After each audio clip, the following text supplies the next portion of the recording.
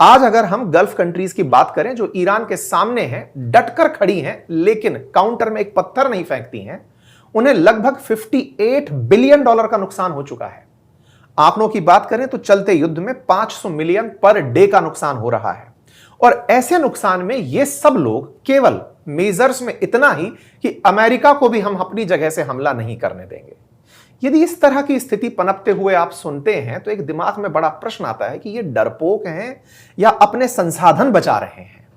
इन्हें ऐसा कौन सा डर खाया जा रहा है? और अगर ये डर रहे हैं तो अमेरिका और इजराइल ने जब इन्हें आर्थिक रूप से संपन्न बनाया तो इन्हें सुरक्षा की दृष्टि से इतना मजबूत क्यों नहीं बनाया? यह सवाल मैं इसलिए कर रहा हूं कि जब युद्ध शुरू करने वाले देश को डर नहीं, आप में से कुछ लोग कहेंगे कि समुद्र पार करके अमेरिका बैठा है, वहां तक तो ईरान की मिसाइल्स ही नहीं पहुंच पाती। लेकिन साहब, उसी मिडिल ईस्ट के अंदर बैठा हुआ इजराइल है जिस पर ईरान की हर मिसाइल पहुंच सकती है, लेकिन उसके बावजूद इजराइल को कोई डर नहीं।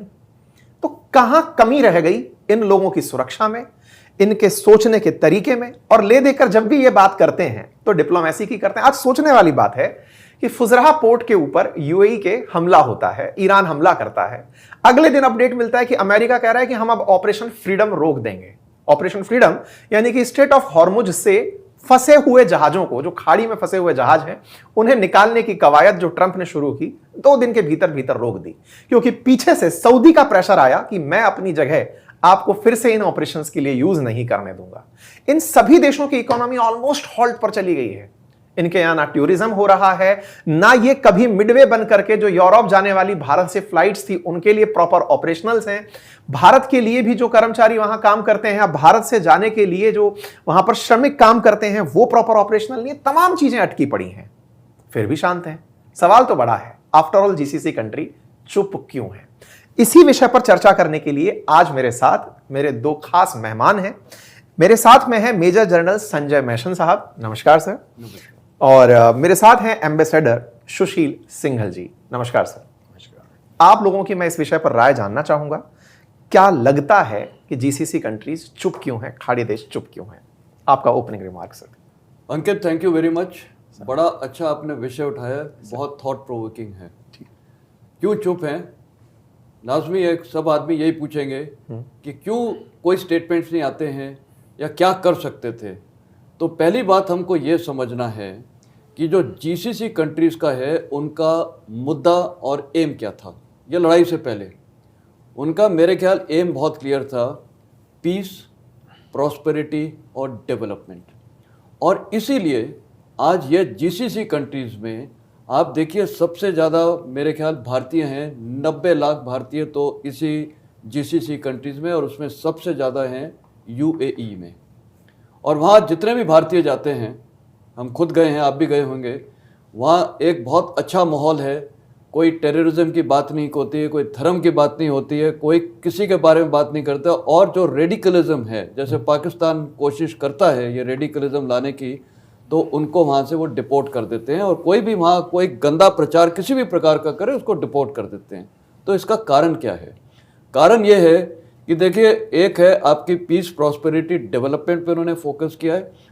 और इसी के विषय में मैं एक और चीज मैं इसमें काउंटर करना चाहूंगा। बिल्कुल, आपके अगर कोई देश पीस प्रॉस्पेरिटी की तरफ बढ़ रहा है तो 45,000 अमेरिकी सैनिक इन देशों में कर क्या रहे हैं? नहीं, एक तरफ आप पीस की बात करते हैं, दूसरी तरफ आप अमेरिकी सैनिकों को बेस देकर बैठते हैं, तो फिर वो कर क्या रहे हैं? नहीं, बिल्कुल। देखिए, अभी आपको उनकी वल्नरेबिलिटी देखनी पड़ेगी। हम अभी बैठे बैठे बात कर रही थी, ज्योग्राफिकल लोकेशन एक बहुत बड़ी चीज होती है।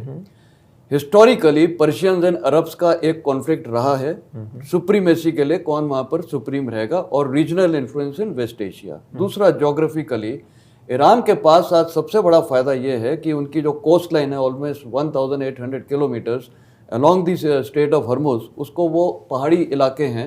तो टोटल डोमिनेशन है, मैं बोलूँगा फायर एंड ऑब्जर्वेशन से, तो बहुत एडवांटेज है। इस तरफ आप देखिए रेगिस्तान है, जो आपका अरेबियन पेनिनसुला है, पूरा रेगिस्तान का इलाका है बाय एंड लार्ज, उसको डेवलप किया है।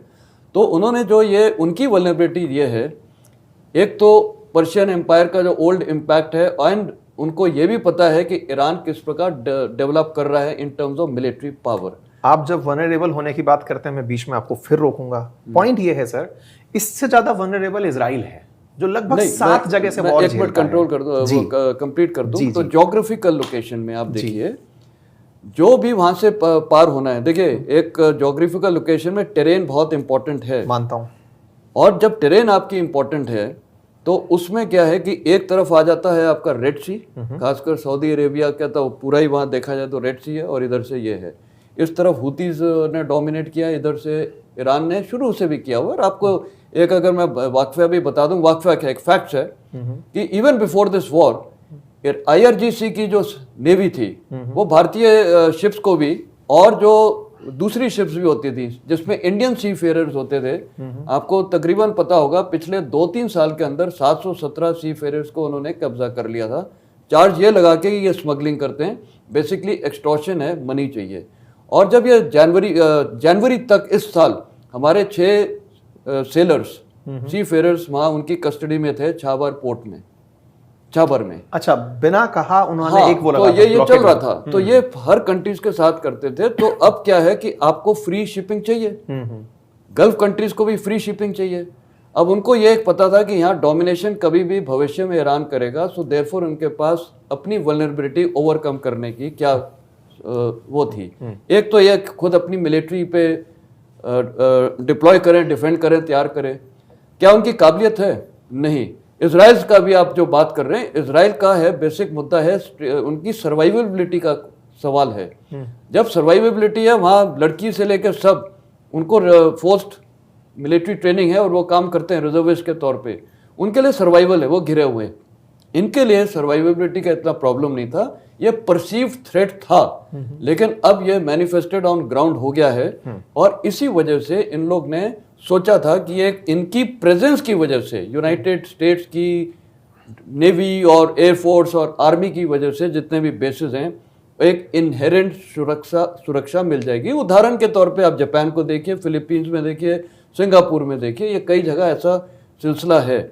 लेकिन अब हर कंट्री इसको रिव्यू करेगी। जीसी, अच्छा आपने ये भी बोला चुप क्यों है, करे क्या वो?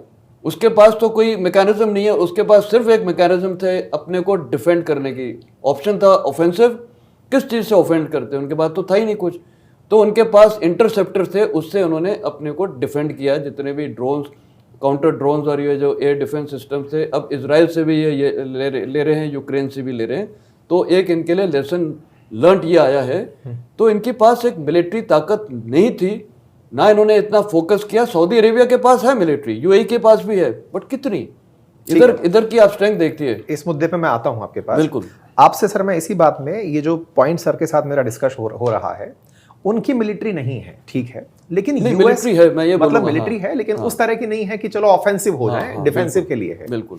फिर भी उन्होंने अमेरिका का सेंटकॉम का सबसे बड़ा बेस बनाकर अल उदैद में बिठा के रखा हुआ है।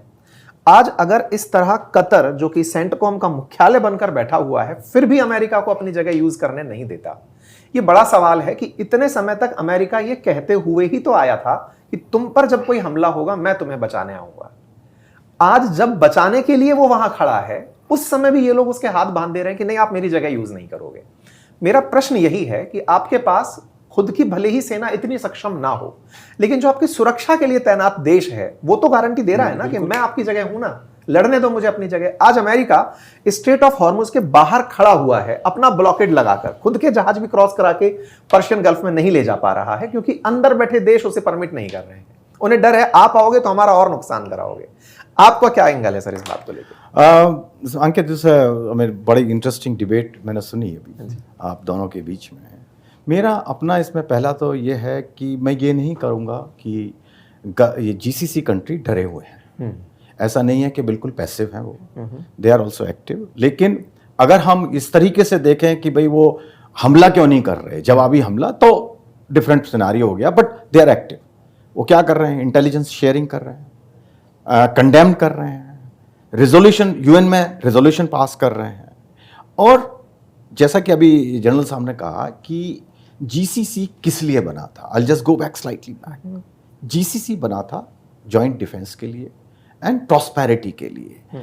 जीसीसी कंट्री को देख करके हम कहते हैं कि शायद ऑयल ही उनके पास में सब कुछ है, लेकिन ऐसा नहीं है। उनकी जो मॉडल है, ग्रोथ मॉडल है, वो है capital, investments, tourism, civil aviation, apart from oil.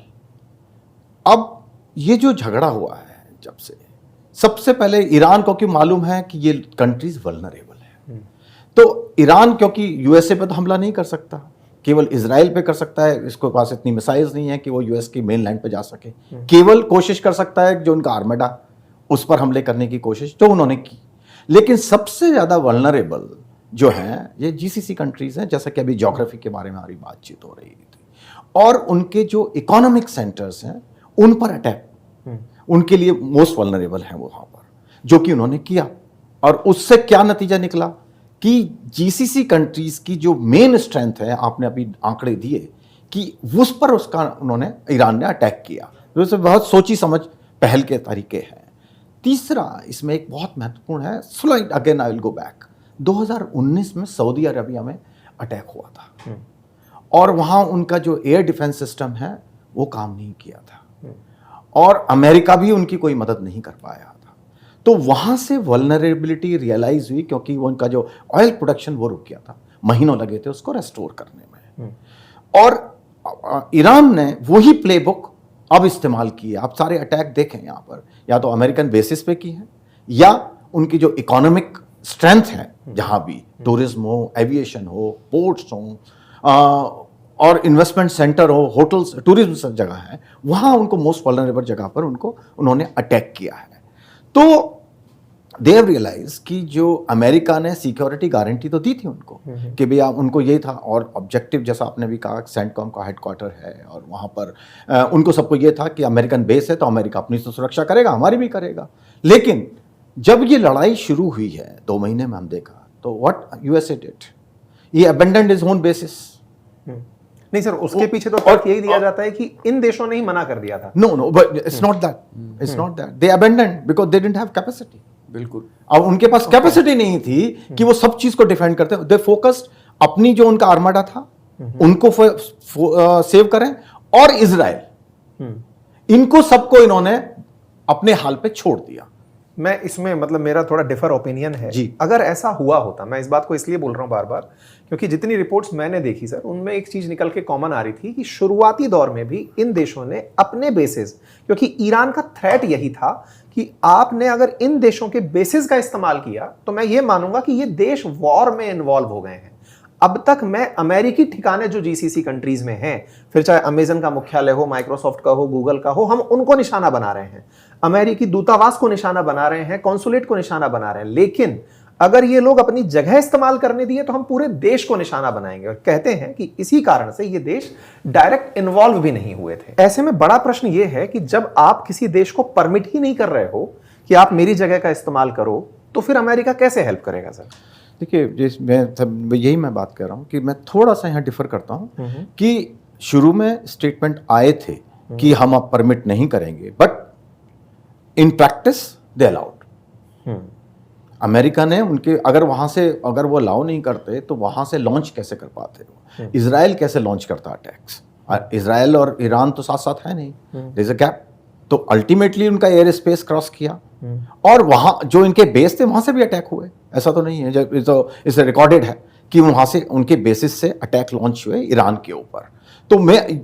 तो ये कहना कि जो है इन जीसीसी देशों ने अलाउ नहीं किया, अमेरिका के हाथ बांध दिए, I have slightly different take on that. लेकिन मेरा पॉइंट अगेन मैं कम बैक कि जो है अमेरिका में कैपेबिलिटी नहीं थी इतनी कि वो सबको डिफेंड कर सके इतना, क्योंकि हम ऑलरेडी मालूम है ऑलरेडी वहां पे जो एयर डिफेंस सिस्टम का क्राइसिस पैदा हो चुका है। क्योंकि बड़े जिस तरीके से ईरान ने स्ट्रेटेजी ली कि उन्होंने लो कॉस्ट ड्रोन का इस्तेमाल किया और उनको high cost missile interceptor use करने पड़े अमेरिका को।